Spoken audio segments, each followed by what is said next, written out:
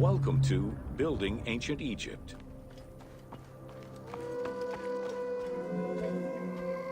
Constructed with bricks made of mud, most ancient Egyptian buildings were not permanent. Only religious temples and funerary monuments were meant to stand the ravages of time. Limestone was common and easy to extract from quarries on the east bank of the Nile. This particular limestone had marine fossils in it, preventing it from being easily decorated and polished. Used as the main building material, the structure would then be finished with a finer limestone that was polished smooth and decorated as needed.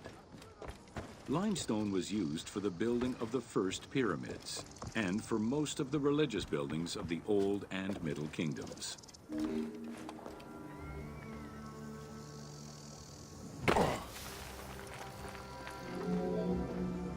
Ancient Egyptians preferred to use sedimentary rock beds or layers like sandstone and limestone because they were often easier to extract.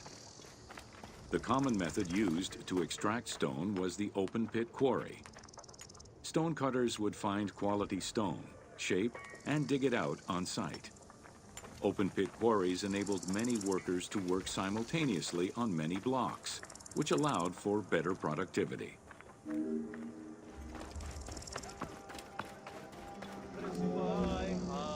Workers would draw a large grid directly on the stone's surface, taking care to leave a space between the blocks. This allowed them to isolate the different blocks and create a trench that would make the extraction easier. Stoneworkers used iron chisels for hard rock and bronze or copper tools for softer rocks such as limestone. Removing material between each block created a trench line. In some quarries, that trench was wide enough to accommodate a worker, who would then cut the block entirely on site. For harder rocks like granite, workers cut a series of holes and hammered wooden wedges into them. They then soaked the wood until it swelled and caused the rock to split.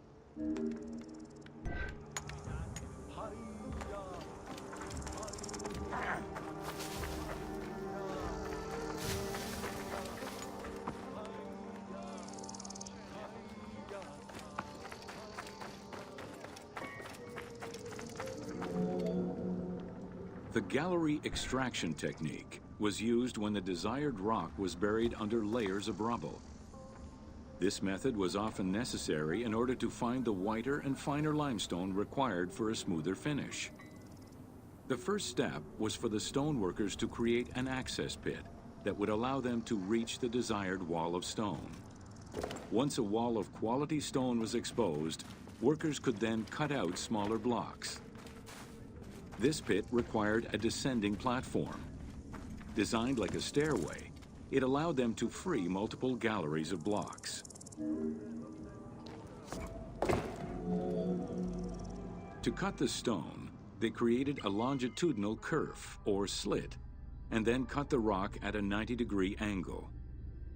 The lower side was determined along the geological layers or by using a horizontal cut. Wooden wedges were inserted in the rock and hammered in. Shock waves were then generated using hammers, fracturing the blocks at the seam.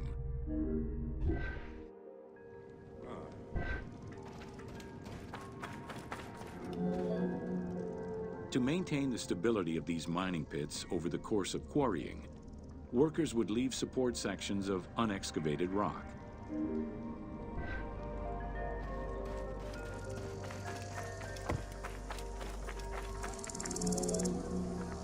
In every quarry, dedicated shrines were established to offer protection for the workers. In particular, Serket, the scorpion goddess, was considered a very powerful deity among quarry workers.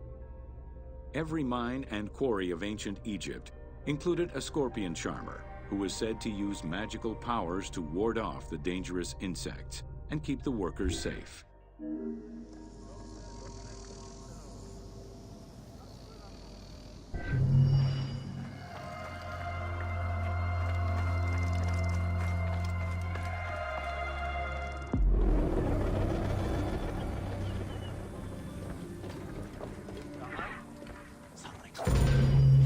Welcome to Workers and Transport.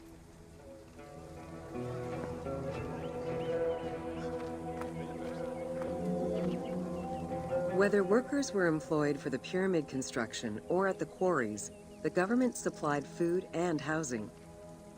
Workers for the pyramids and royal necropolises were housed in more permanent villages, such as the famous Deir el-Medina. Quarry workers had more temporary lodgings. All skill levels were needed and utilized, from basic work hands to prepare the gypsum, to brickmakers and sand carriers, to skilled stonemasons to shape the blocks.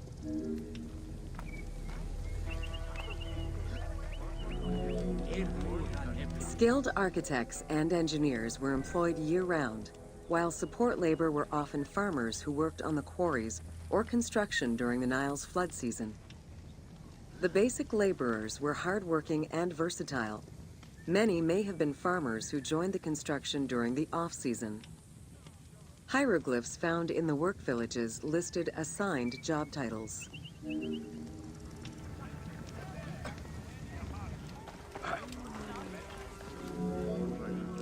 Archaeological research shows that no food was stored or prepared on site, but instead workers received abundant rations of bread, beer, and meat. These rations were taken care of by an administration outside the village. Medical treatment was also available for those who were injured.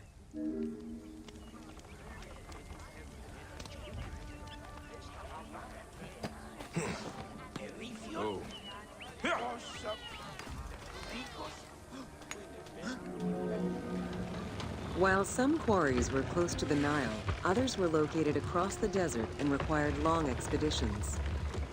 These expeditions were sanctioned by the state. They involved complex logistics and required many participants.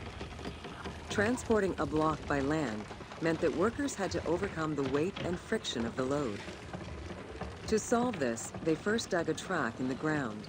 This path was sometimes reinforced with rails upon which a sled, used to ferry the blocks, would be pulled.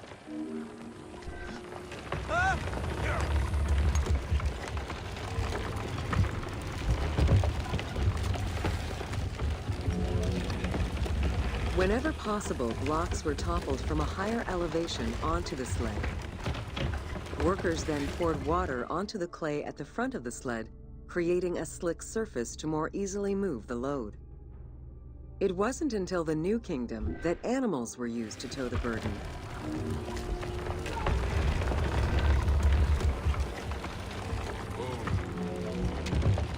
During flood season, the Nile was at its largest and deepest, which allowed the transportation of the heaviest and biggest loads. Quarries close to the river had troughs dug out to deliver the stones to the shoreline. Harbors and wharfs situated at the river's edge allowed the transfer of materials and supplies. Harbor warehouses accommodated additional stocks of stone so that they were available for the winter sailing season.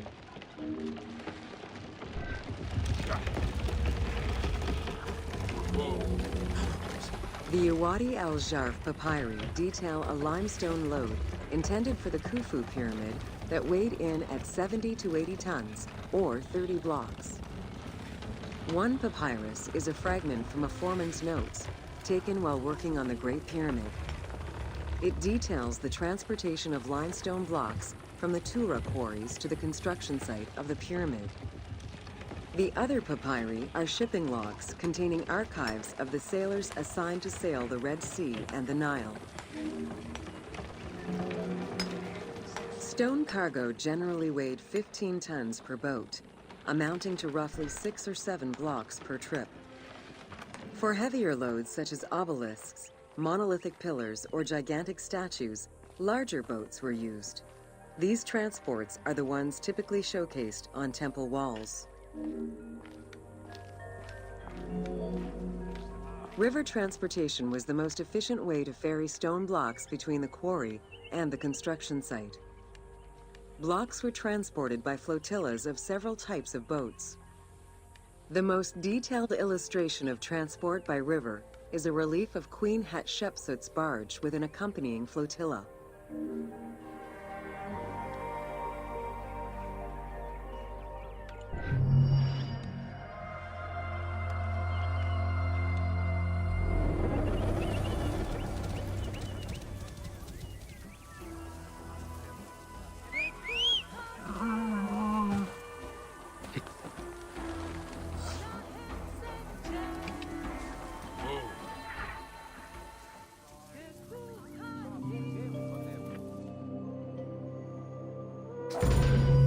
Welcome to Agriculture and Seasons.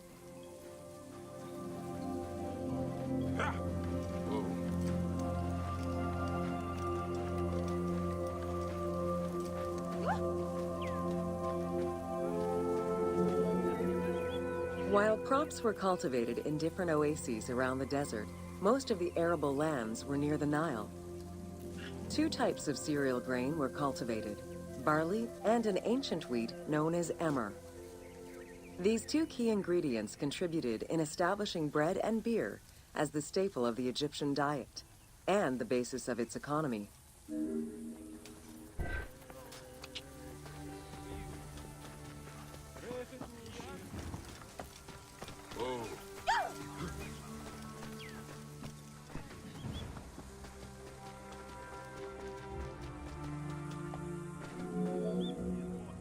The Ptolemaic era created an agricultural revolution with the introduction of advanced agricultural techniques and new grain types such as rice, durum wheat, and pearl millet. The resulting agricultural mass production greatly increased the economy of ancient Egypt. It also prompted the development of storage and transportation, allowing long-distance trade with other regions. Whoa.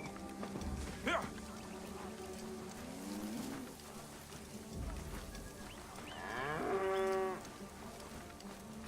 Whoa.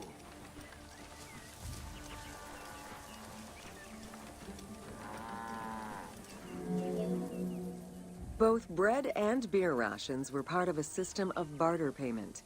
The state used those goods to pay wages for those who worked in the quarries and at the construction sites. Beer was so important to ancient Egyptians, they had a goddess of beer brewing, Tenenet. Tenenet is seen in many paintings and sculptures with beer, and women are depicted as the primary beer makers. Yeah. Whoa.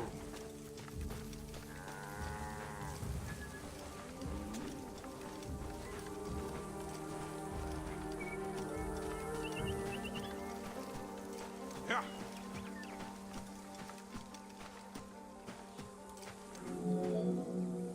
In order to increase agricultural production, fertile land was divided into plots and large agricultural villages were encouraged. The state and temples were the biggest landowners. Depending on the region, fertile land was managed by civil servants or rented to individuals. Ancient Egyptians relied on rudimentary tools for land cultivation. Soil was broken down with hoes, and wing plows were used to make furrows. Yeah. Whoa.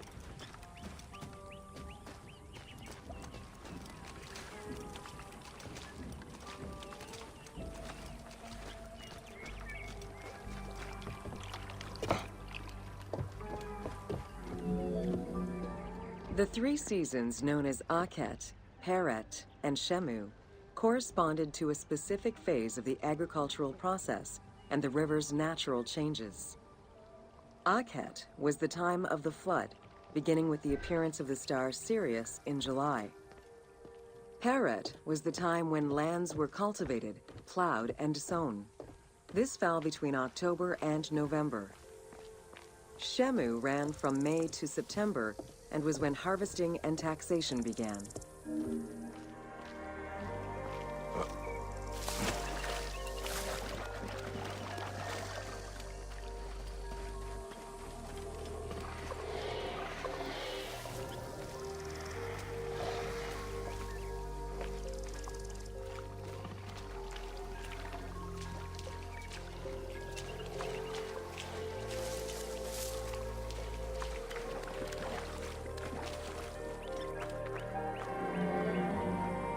The pharaoh's duty was to uphold order against chaos and provide for his people.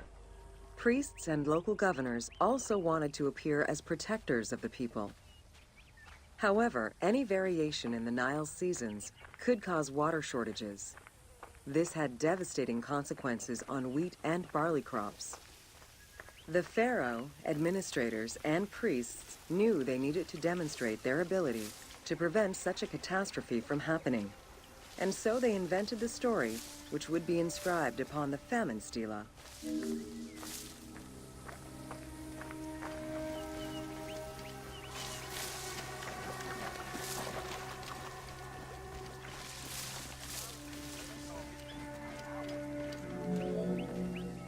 The story begins with the pharaoh worried for his people.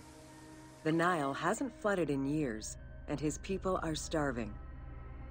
In search of the origins of the flooding, Djoser seeks out Khnum, the protector god of the region and the source of the drought. Djoser gives the god offerings and orders his priests to restore the temple of Khnum. These offerings please the god, and the floods are restored. This story was intended to highlight the importance of the deity in everyone's daily lives, while also demonstrating the crucial role that the priests and the king played in feeding and protecting the people of Egypt.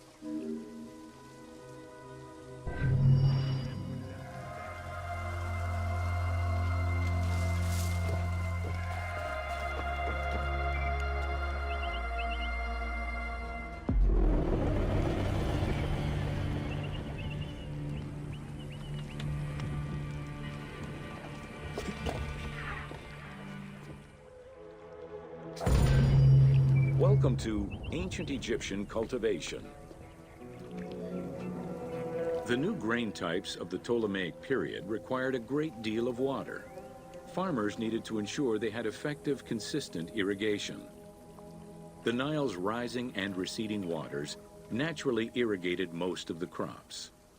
Areas where the Nile didn't reach, such as gardens and vegetable plots, required an irrigation tool known as the shadoof. The shadoof allowed easy transport of water from its source.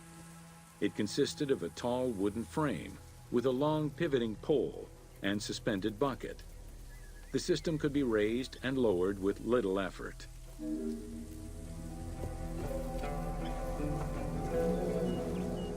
Later, a sakya, or water wheel, was invented. The sakya needed animals to turn the wheel, which rotated buckets through the water. It drew the water to an elevation of 3.5 meters and enabled a great deal of control over the irrigation process. This improvement supplied larger areas and thus resulted in larger harvests. The threshing process separated the grain from its husk. Workers would spread the ears on clean ground. Oxen, cows, or donkeys were then guided back and forth to trample the grain. This continuous movement worked the grain loose while preventing the animals from eating it. Unwanted chaff and straw were swept away, or gathered and added to the mud used to make bricks, to make them stronger.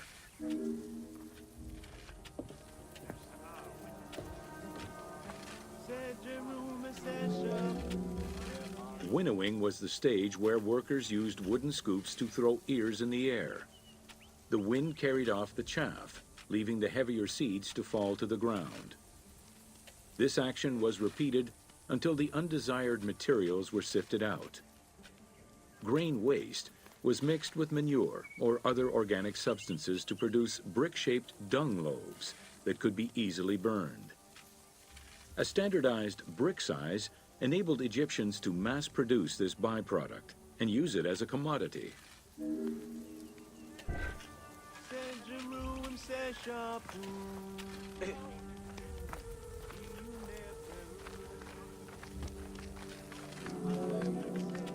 Transporting large amounts of grain required ships equipped to carry heavy loads. These goods were moved during the Nile's flooding season, when the river was deep enough for large ships. The transports stopped at checkpoints to accommodate customs and police controls, as well as for technical requirements and weather conditions.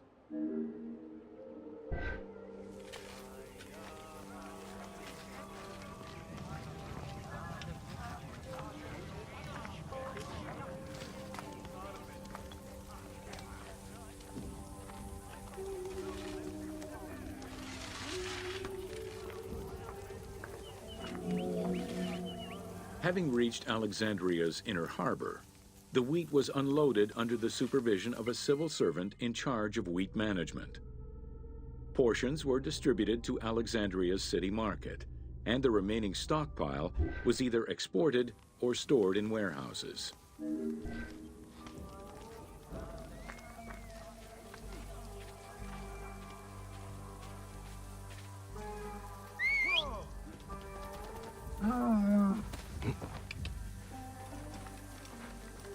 Whoa.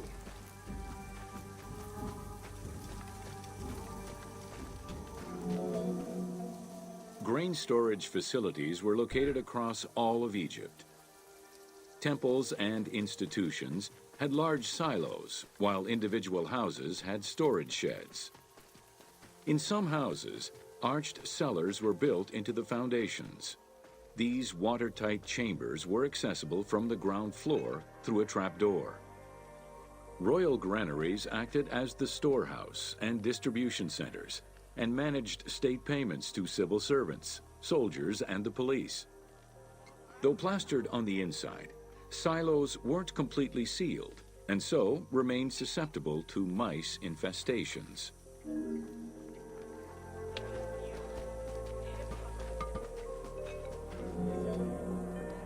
When the grain was ready for processing, it was poured into bowls and pounded into a coarse flour. That flour was then passed through a sieve to make it of finer quality and further ground between stones. Ancient Egyptians did not stock flour.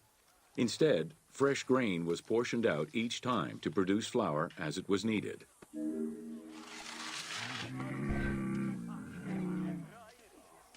Whoa. The sieves used by ancient Egyptians were unable to filter out sand and stones. Grit often passed into the flour, causing long-term tooth abrasions among all classes of Egyptians.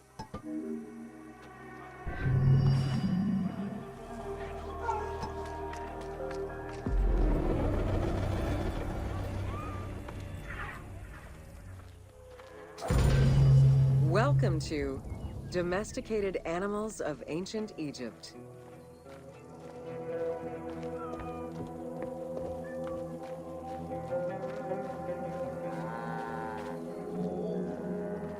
Agriculture and domesticated livestock were introduced 6,000 years ago.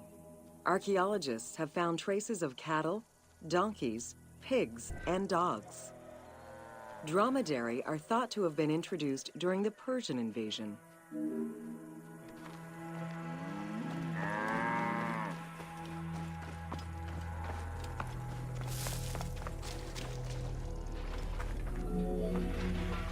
Pets were deeply cherished in ancient Egypt.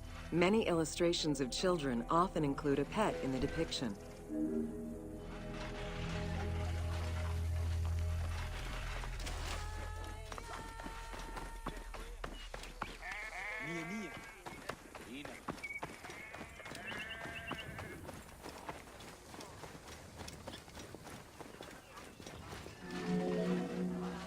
One of ancient Egypt's most iconic animals, the cat, wasn't adopted into their daily life until the Middle Kingdom.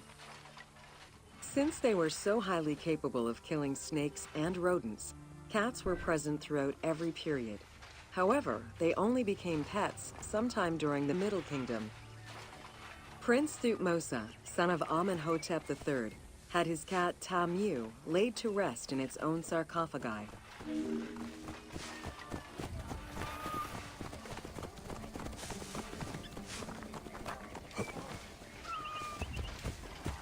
Whoa.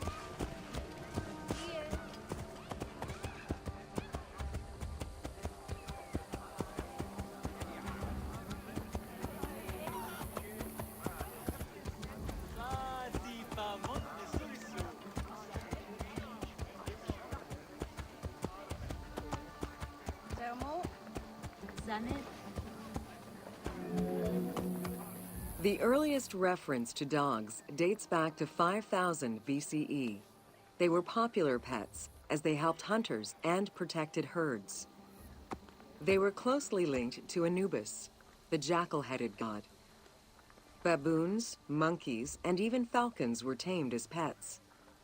Each was mummified and buried with as much ceremony as any family member.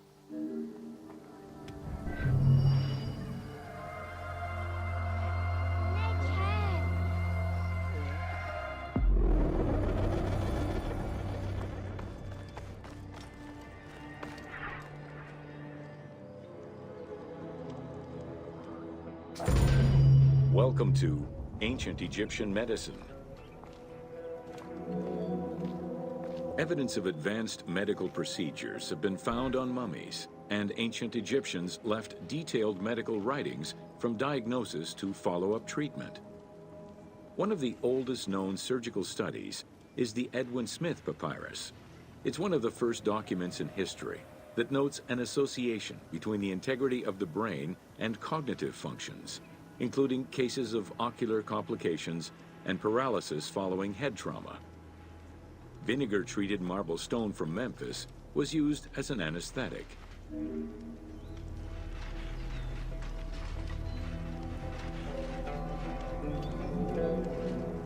Another similar document, the Ebers Medical Papyrus, is over 20 meters long and 30 centimeters wide. It details treatments of 48 surgical cases and contains 877 paragraphs describing various diseases.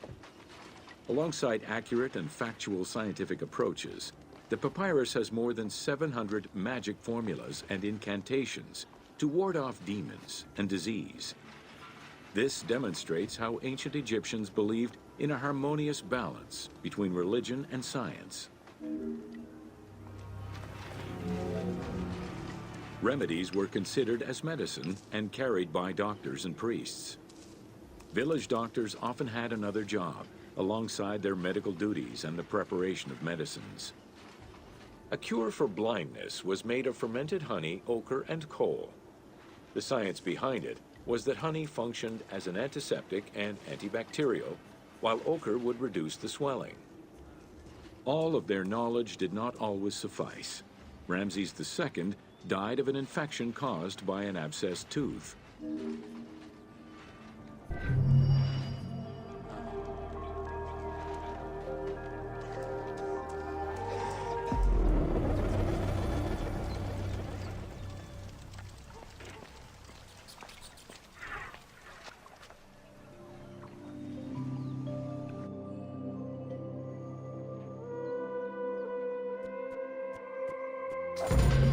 Welcome to Leather and Linen in Ancient Egypt.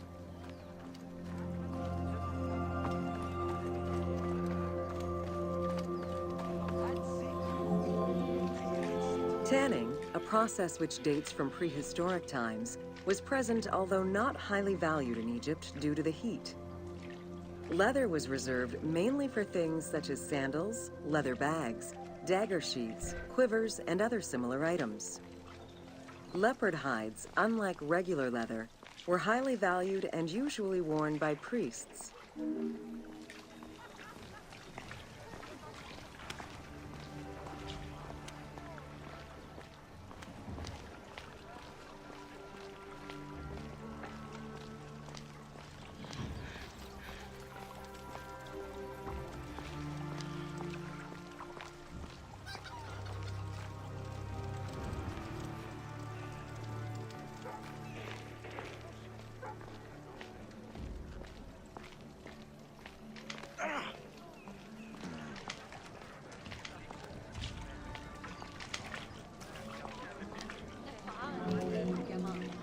Valued for its coolness and freshness in hot weather, linen was the fiber most commonly used for fabrics and textiles. It was produced from flax, which was plentiful in Egypt. Fibers were usually dyed before weaving. While color was used in the production of textiles, dyes weren't commonly used for clothing, and most Egyptians wore white. The color represented spiritual purity, a goal to reach for every day of one's mortal life.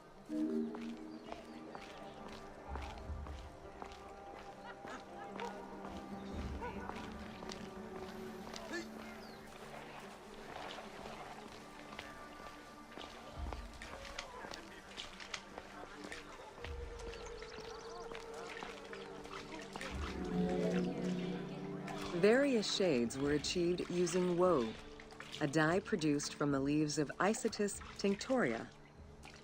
The plant was cultivated for this purpose within the Nile Delta and allowed for the creation of various colors.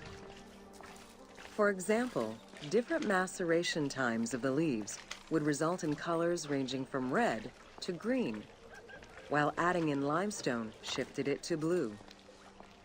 During the Greco-Roman period, other ingredients were found, resulting in a wider range of colors.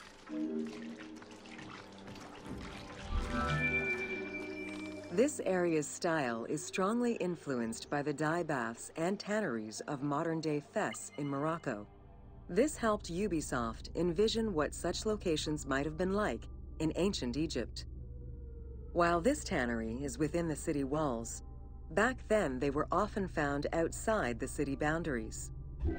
The tanner's trade was considered off-putting by the Greeks, as all these operations resulted in noxious smells.